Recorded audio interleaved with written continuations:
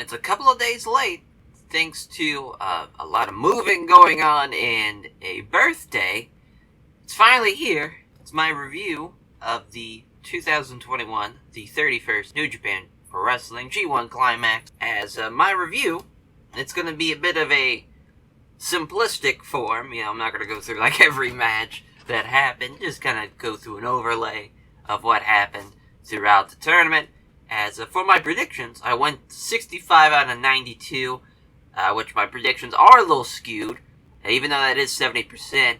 Obviously, Tetsuya Naito being out after the first time he wrestled in the tournament was not a part of the prediction, but every time I just, predicted that he would win, I obviously wouldn't give him a point, but every time I predicted that he would lose, I would give a point, so that's just kind of how I based it off of.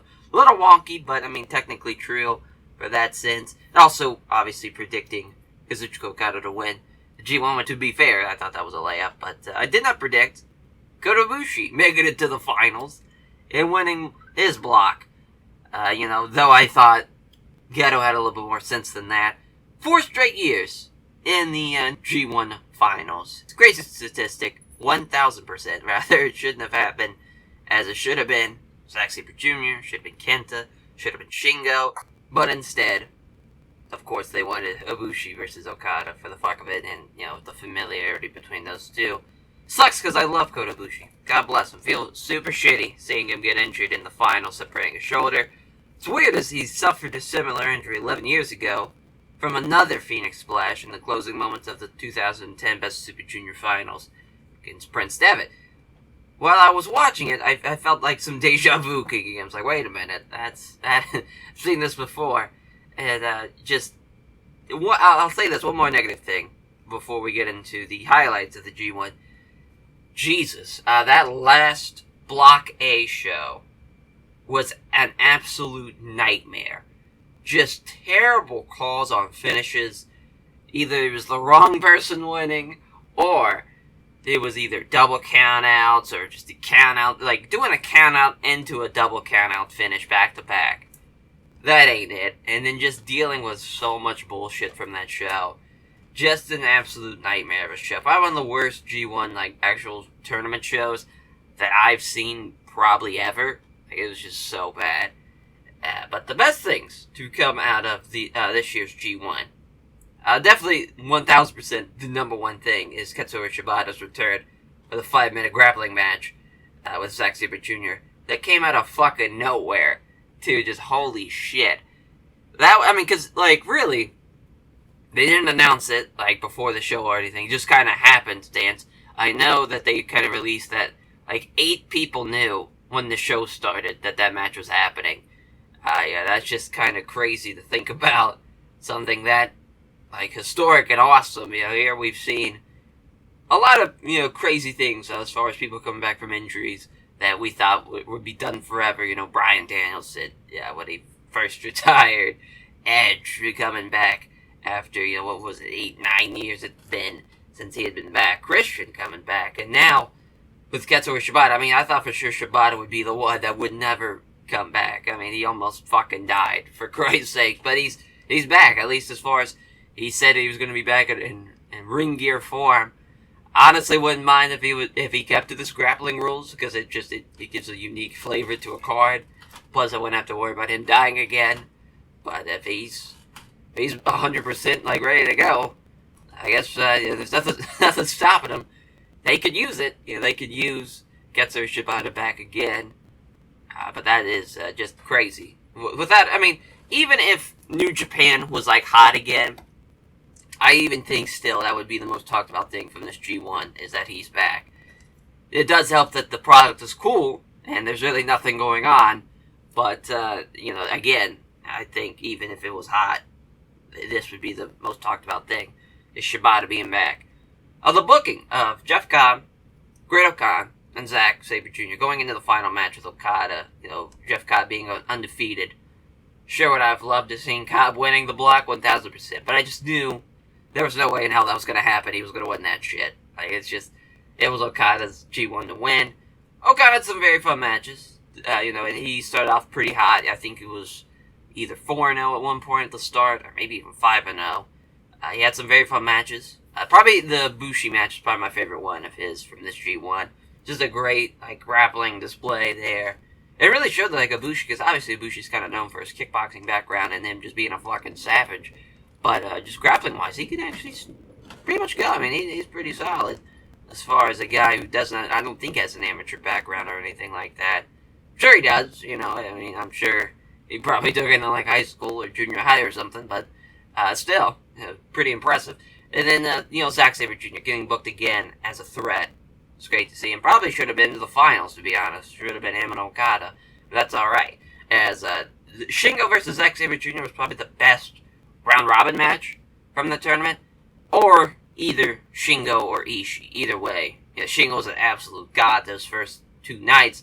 Then he just kind of disappeared. I'm not sure what happened. I don't know if it was more of everybody else getting, higher billing of match cards. Because really, he wasn't a part of, any main events or co-mains there for a hot minute that were, worthwhile. But it's still, he had a great run. Think he probably, he was another guy that I think should have made it to a finals just for what he is and what he does for New Japan and how great he's been this year. I think that would have been a great way to have a champion make it to the finals, and it's been so long since that happened. It would have been a fresh idea. But of course, they go with something that's not so fresh. So after the finals, after Kazuchika Okada and Kota Ibushi, I did some backstage comments saying he basically wants to bring back the version 4 of the IWGP Heavyweight title, which was the heavyweight title before the god-awful unification happened. So instead of a briefcase, he actually wants to do that. He wants that to be the representation. Which, that could be a great idea, but, they still are doing, rights to challenge the champion in Shingo. They're still doing Tama and him at Power Struggle, which is just kind of hilarious, because you would think they would just have it be for the belt, and whoever has the belt would. But, it's a whole thing that it's making it even more convoluted. But, I mean, it could be a fun idea. Depends on how they go with that, as far as, I mean, that's Okada for you. I mean, Kazuchika Okada could kind of ask for anything, they give it to him, which shows you how much they, give a lot of leeway and a lot of, booking respect as far as those top guys. That's just kind of hilarious in the grand scheme of things. So, obviously, I think everywhere else in the world, maybe besides AEW, because obviously, the executive vice presidents and even, guys like, Cody and Kenny and the Bucks, obviously those four guys, they would probably have a lot of leeway to be able to do stuff like that creatively, but it's just kind of funny to see that as far as, New Japan, a company that's been going on for so long, that has nobody really in power in office. They still give those guys a lot of leeway. It's just very fun to see. But in summary, I definitely don't think that it was a bad tournament. I think it was a decent one. Decent/good. There's a lot of good stuff on it, but especially compared to the N1 victory. I think the N1 victory was so much better. And that finals match in particular was just fucking flawless between Keno and Katsuhiko Nakajima. There's a lot of things that I love about, personally, what I love about those two men. They showed in that match. Just kicking the absolute shit out of each other was tremendous. I just think a lot of it, for the Western fans, as far as compared to years past, why there's not so much interest in the product, it's definitely fans shitting on New Japan due to some of the main reasons, and I'll just name off a couple. One of them, just how New Japan has dealt with TVSI, copyright striking, GIFs out there, or even screenshots of the product on Twitter, so that way people can't see the GIFs, or even GIF on Twitter for the people that follow them. It's for sure dumb, and it's killed a lot of fan interest in the product. That's just kind of is what it is there. I also think, the product, it was pretty hot, pre-pandemic for sure. But now, with AEW just becoming such a force in the States, the Western fans, they don't have to stay up till 4 or 5 a.m. to watch great wrestling anymore. They now can watch it at a normal time, and I think they're content with that. And also, too, when people that were watching New Japan at that time, I don't think they were Japanese pro wrestling fans. They were just fans of a great product, and they wanted a great product. And that's just kind of the way people are, and that's fine. I'm not saying that's a bad thing. I'm just saying that I'm sure out of the, if I had to throw a percentage out there, I'd say 25, maybe even 50% of New Japan World subscribers were fans because of the product being great, not because they were fans of Japanese pro wrestling, they were New Japan pro wrestling fans. Another thing I definitely think would help New Japan is the fact that they just 100% have to fix their schedule. They are overbooking shows like crazy. Between the New Japan finals of the G1 up until Wrestle Kingdom, so that's 3 months away, there's 31 plus shows happening. That's fucking crazy. Like, that is so many shows. Far too many shows to do. Obviously, you have the Tag League, which takes up a good chunk of them. But, I mean, there's just so much shit going on that happens between then and there, where I think people are only going to be interested, obviously, at Wrestle Kingdom and not really the Power Struggle shows, and obviously not the Tag League / Best of Super Juniors. Now they're doing that both at the same time. But, the product, I think, is getting a little bit better. I think it's going to happen as far as 2022 once everything gets, squared away. Because really, it's so tough. A Japanese pro wrestling product, it's already, slow in the beginning of the match. But when you add on to the fact that the New Japan crowds, they can't chant, it completely eliminates the exciting factor of the crowd getting hot and ready for that finish. To where now, as you're the viewer, you just have to be, psyched in and ready to go. It is a bit of a curve there. But also, too, having 3 nights of Wrestle Kingdom, that is not the fucking play. They honestly shouldn't have 2 days, to be honest. In my opinion, I think they could do it one night and it'd be okay.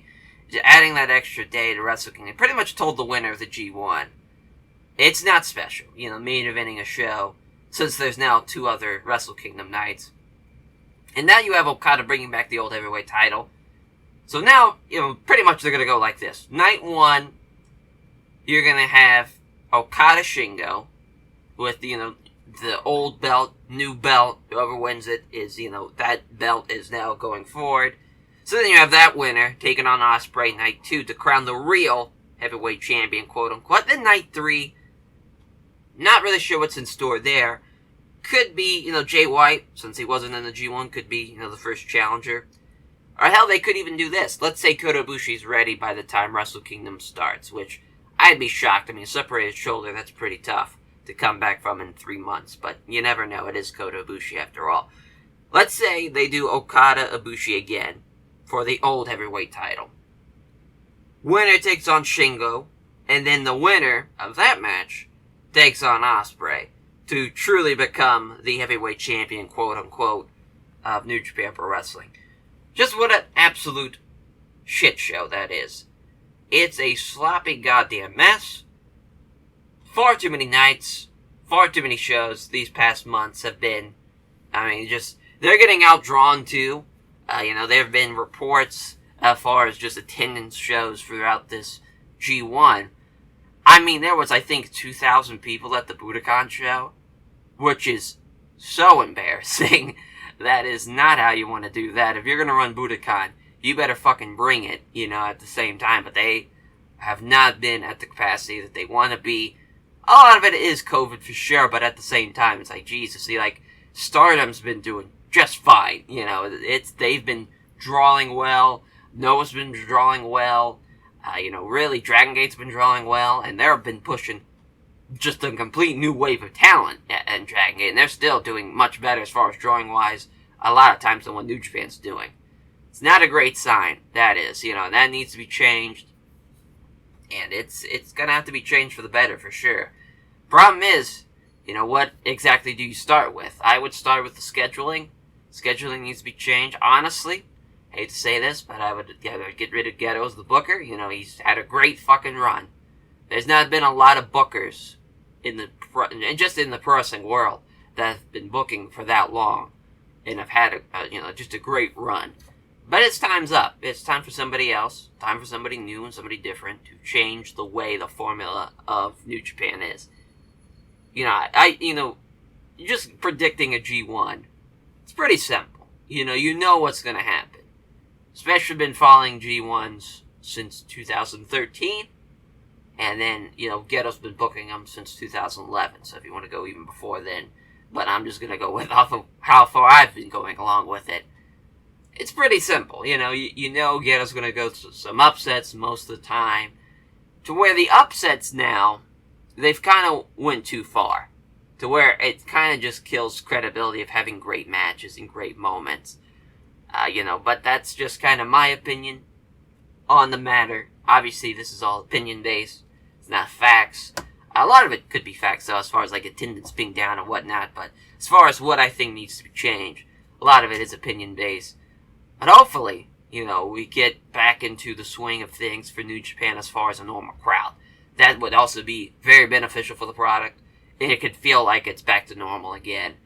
That would definitely help for sure. But we're all in the balance of, will COVID ever be, will it ever be back to normal? I guess that could also be a question of things. But hopefully you all did find something enjoyable from this G1. There was some good stuff in it for sure.